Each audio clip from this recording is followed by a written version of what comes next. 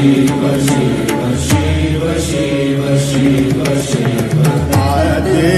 अनंत शिव योगी महादेव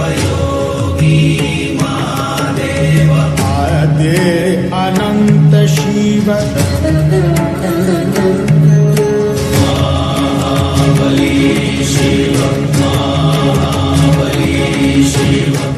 या ही मग होकर गयो दंडक वन श्री राम, यही शंभु पूजन कियो और लीन हो विश्राम। दरअसल इन पंक्तियों का लेना देना भगवान श्री रामचंद्र जी के जीवन चरित्र से है। भगवान श्री राम को जब उनके पिता महाराज दशरथ ने यह आदेश दिया था कि आपको 14 वर्षों के लिए वनवास पर जाना है, तो भगवान श्री राम ने उनके फैसले का आदर किया था।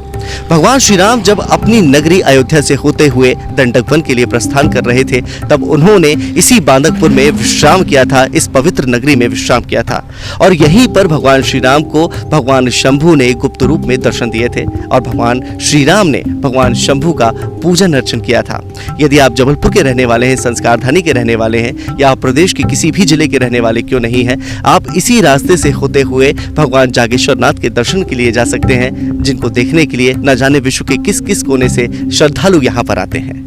एक हमारे यहाँ पुराने कवि हुए हैं और लोग बताते भी हैं कि भगवान राम जी इस मार्ग से होकर के गए थे। या ही मग हुए करी गए दंडक वन श्री राम, यहाँ शंभु पूजन कियो और कीनो विश्राम। तो भगवान इस रास्ते से होकर के निकले थे, रात्रि में उन्होंने विश्राम किया। यहाँ पर भगवान जागेश्वर नाथ जी का पूजन करते हुए यहाँ से गए थे। अकाल मृत्यु वो मरे जो काम करे चंडाल का, और काल भी उसका भला क्या बिगाड़े जो भक्त हो महाकाल का। भगवान शिव के भक्तों पर यह पंक्तियां बिल्कुल सटीक बैठती हैं। यदि आप भगवान शिव के भक्त हैं तो आपके व्यक्तित्व में 2 खूबियां समाहित होंगी। पहली तो ये कि आप दिल के सच्चे होंगे और दूसरा यह कि आप निर्भीक होंगे। नमस्कार, एसके न्यूज में आपका स्वागत है। मैं हूं आपके साथ आशुतोष बाजपेयी और आपने देखना शुरू कर दिया है आपका अपना एसके न्यूज। मध्य प्रदेश के बुंदेलखंड के दमोह जिले से महज 16 किलोमीटर की दूरी पर बांदकपुर में भगवान जागेश्वर नाथ का पवित्र तीर्थ स्थल विराजित है, जिनके दर्शनों के लिए न जाने कहां से श्रद्धालु यहाँ पर आते हैं। बांदकपुर के विषय में ये कहा जाता है, या आप यूं कह सकते हैं कि भगवान जागेश्वर नाथ के विषय में यूं कहा जाता है कि यदि आपकी कुंडली में अकाल मृत्यु का योग भी है और यदि आप हर अमावस्या यहाँ पर भगवान जागेश्वर नाथ पर जल अर्पित करने के लिए आते हैं, तो आपकी कुंडली से यह योग भी टल जाता है। तो आइए हम आपको दर्शन करवाते हैं भगवान जागेश्वर नाथ के।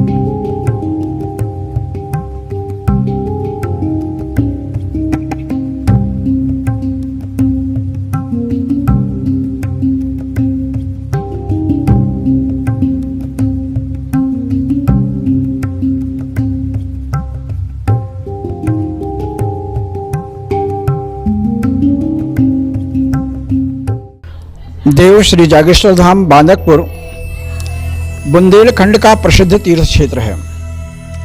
यहाँ प्रतिवर्ष लाखों श्रद्धालु दर्शनार्थ आते हैं। प्रदेश और भारत के सभी प्रदेशों से, देश के कोने कोने से और यहाँ तक कि विदेशों से भी श्रद्धालु बांदकपुर भगवान जागेश्वर नाथ जी के दर्शन के लिए आते हैं।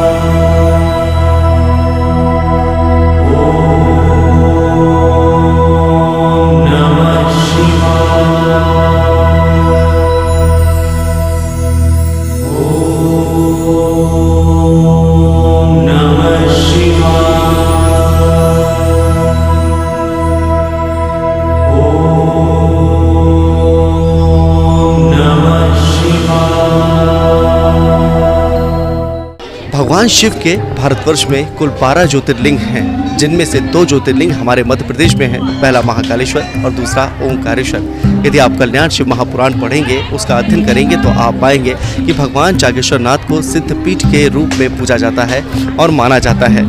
भगवान जागेश्वर नाथ पर जल अर्पित करने, जलाभिषेक करने के लिए श्रद्धालु और कांवड़िए न जाने कहां से यहाँ पर आते हैं और जलाभिषेक करते हैं भगवान जागेश्वर नाथ का।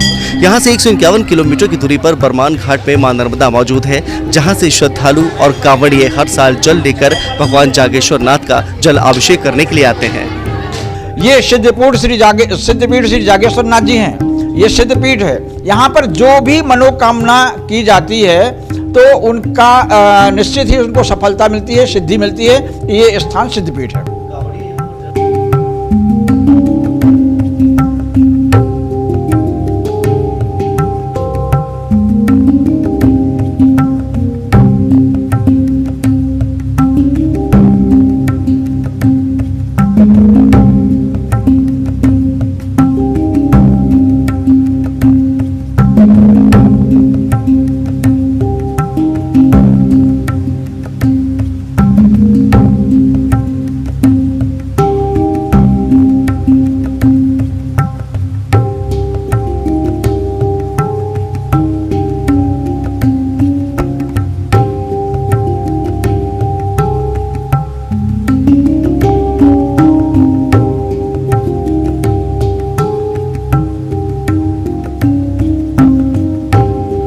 यहाँ यह परंपरा है कि मकर संक्रांति को अधिकांशतः लोग बरमान घाट में जाते हैं, स्नान करते हैं और कांवर लेकर के पैदल यात्रा करते हुए जागेश्वर नाथ जी को वह कांवर का जल चढ़ाते हैं। और इसके अतिरिक्त नर्मदा जी के विभिन्न घाटों से भी जल लेकर के आते हैं। भेड़ा घाट, ग्वारी घाट या विभिन्न घाटों से ये नर्मदा जी का जल लेकर के आते हैं। और ये कांवड़ियों की परंपरा जो है ना, अपने यहाँ हर जगह तो श्रावण में होता है, यहाँ अधिकांशतः मकर संक्रांति से लेकर के शिवरात्रि तक चलती है।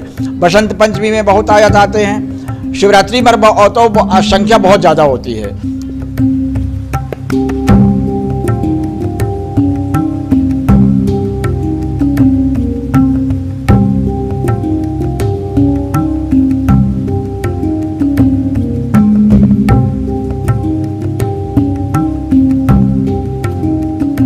भगवान जागेश्वर नाथ को लेकर एक मान्यता यह भी है कि यदि आपने चारों धाम की परिक्रमा की है तो आपकी चारों धाम की परिक्रमा तब तक पूर्ण नहीं मानी जाएगी जब तक आप बांदकपुर में मौजूद जागेश्वर नाथ भगवान के दर्शन करने के लिए नहीं आएंगे, यहाँ पर आकर अपने शीश नहीं नवाएंगे।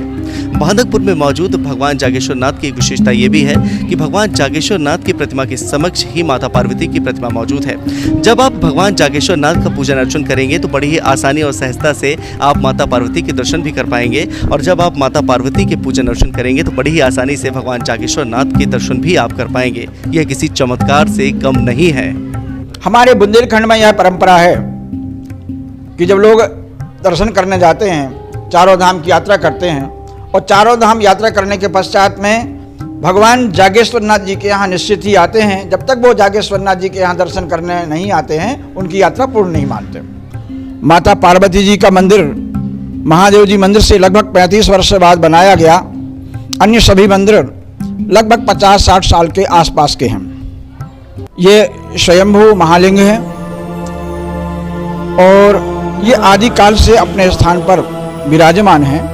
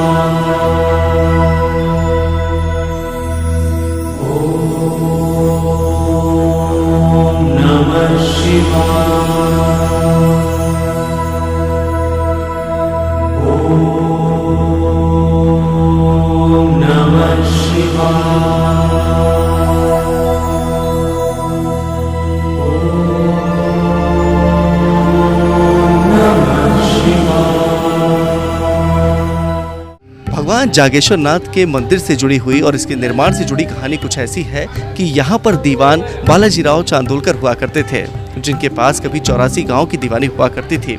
एक बार जब वो किसी यात्रा पर गए हुए थे तो वो यहाँ पर आकर ठहरते हैं और कुछ देर भगवान शिव की आराधना और भक्ति करते हैं।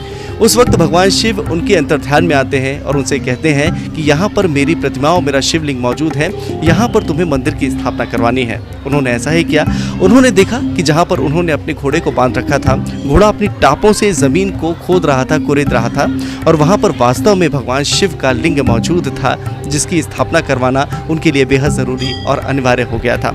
लेकिन उन्होंने सोचा कि क्यों ना ऐसा किया जाए, जहाँ का मैं दीवान हूँ, जहाँ का मैं राजा हूँ, जहाँ की सत्ता मेरे हाथ में है, वहीं पर एक मंदिर का निर्माण करवाया जाए और तत्पश्चात वहां पर इस शिवलिंग को ले जाकर विराजित कर लिया जाए। उन्होंने ऐसा ही किया। दमोह क्षेत्र में वो रहा करते थे, वो उनकी राजधानी हुआ करती थी। वो दमोह में गए और उन्होंने दमोह में मंदिर का निर्माण करवाना शुरू कर दिया। वो एक तरफ तो मंदिर का निर्माण करवा रहे थे और दूसरी तरफ यहाँ पर शिवलिंग की खुदाई चल रही थी। यहाँ से शिवलिंग को निकाला जाना था ताकि यहाँ से निकालकर शिवलिंग को दमोह में स्थापित किया जाए। 10 मीटर की खुदाई हुई, 15 मीटर की खुदाई हुई, 20 मीटर की खुदाई हुई और कहा जाता है कि यहाँ पर 35 मीटर तक खुदाई की गई, लेकिन शिवलिंग का कोई भी छोर दिखाई नहीं दिया। तो दीवान जी ने फिर यही सोचा कि क्यों ना शिवलिंग को यहीं पर स्थापित करवा दिया जाए, और उन्होंने ऐसा ही किया। यहाँ पर ही भगवान जागेश्वर नाथ को स्थापित किया गया और यहीं पर इस मंदिर का निर्माण किया गया। अब आपके जहन में ये ख्याल भी आएगा कि आखिरकार उन्होंने दमोह में एक मंदिर का निर्माण करवाया था, तो उस मंदिर का क्या हुआ?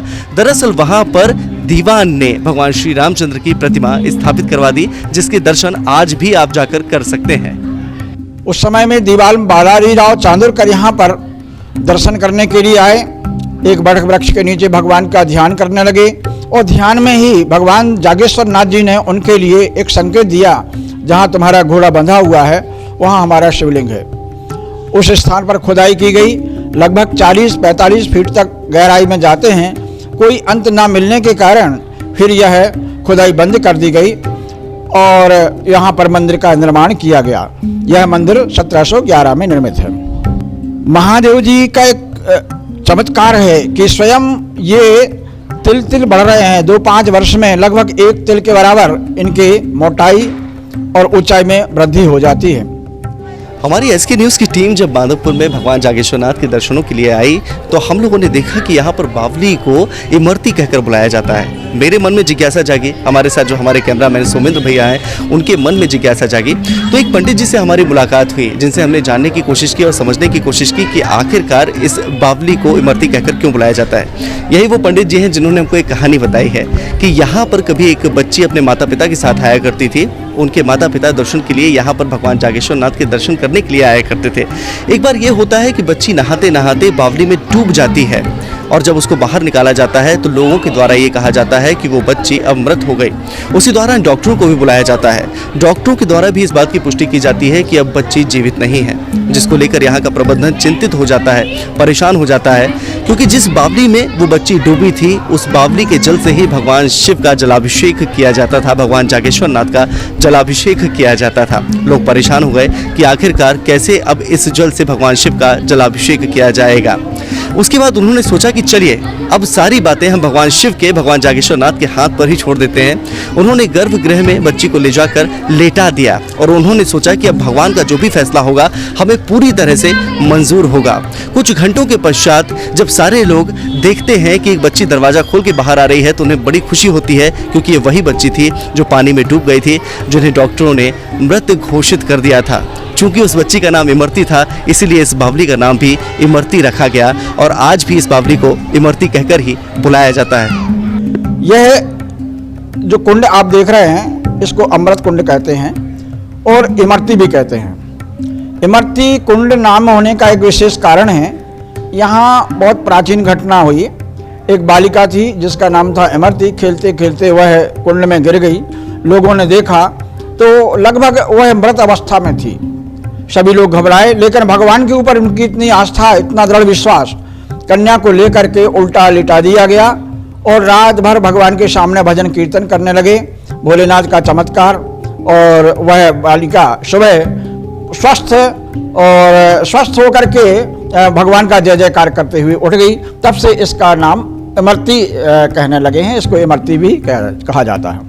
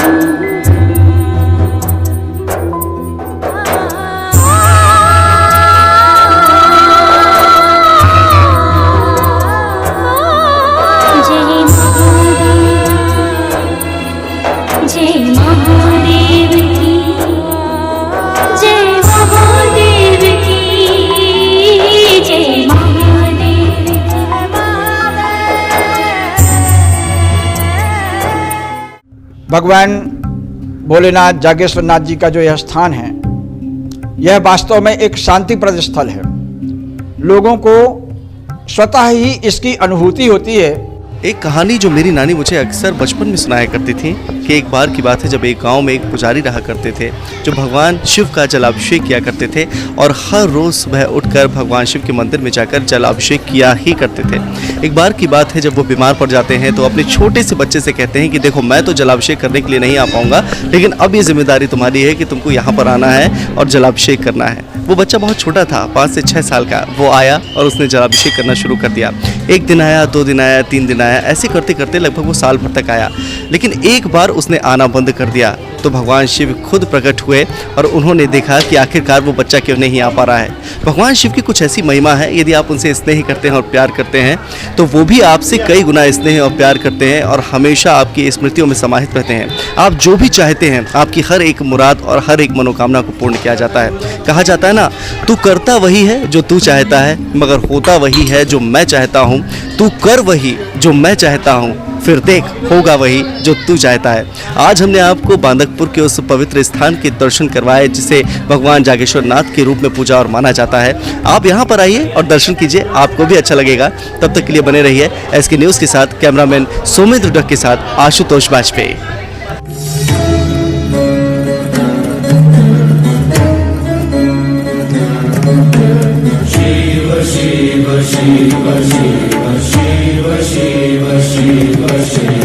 आदे अनंत शिव आदे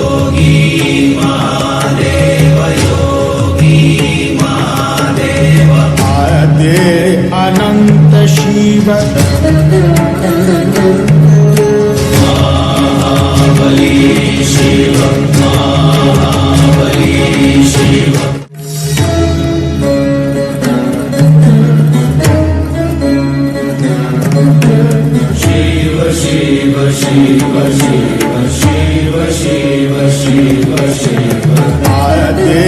अनंत शिव